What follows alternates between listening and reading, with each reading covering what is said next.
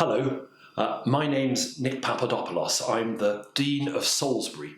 Welcome to our kitchen, where I'm just putting the finishing touches to this year's Christmas cake. I've made the cake in our household every Christmas for the last decade or more, and I've always used the same recipe, which is topped with a layer of marzipan and icing. This year, though, I've gone for something different.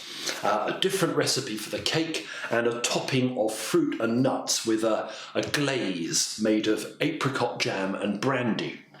Rather good, even in the morning. Why the change? Christmas is full of tradition, and to change a tradition is risky. But this has been a year that's been so full of change for all of us that I thought I would embrace the spirit of the age and make this change as well. Because some of the change we've experienced has been good, and I want to celebrate it and be thankful for it. I suspect that most of us have learned at least one new skill, even if it's only learning to unmute when we're speaking on Zoom. Most of us have encountered a kindness among friends and among strangers that we possibly haven't encountered before. And that too is a new thing, a change which is to be celebrated and to be grateful for.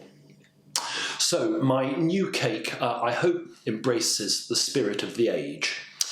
But in the decoration, I've also tried to say something about my personal discovery of the year.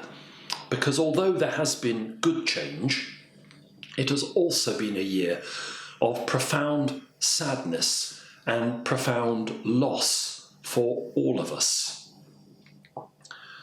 And as we have coped with being far apart from those we love best, as we have coped with news of the virus spreading and catching more in its wake, as we've coped with the economic hardship, with the dark cloud of mental ill health, with the despair that has characterized all our lives at some point this year, what I have discovered is that, as it were, hardwired into my very DNA is the giving, generous, loving presence of God.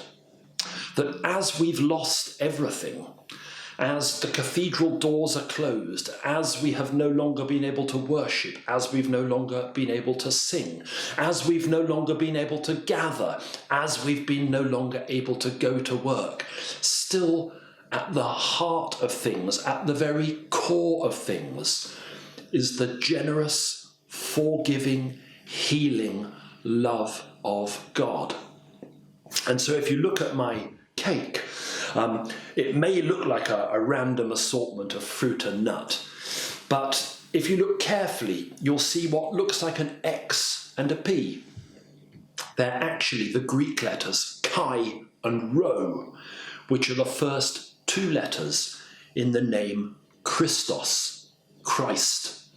I wanted to bake into my cake the very name of the one who at Christmas comes among us to assure us that he is with us. I wanted to bake that presence, that loving, giving, generous, healing presence into my cake as surely as I've discovered it when so much else has been lost this year.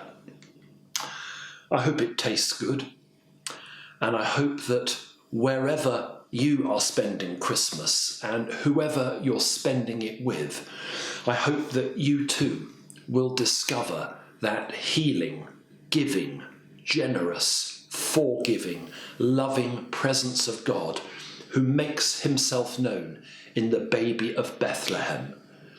May God bless you richly. Have a very happy Christmas.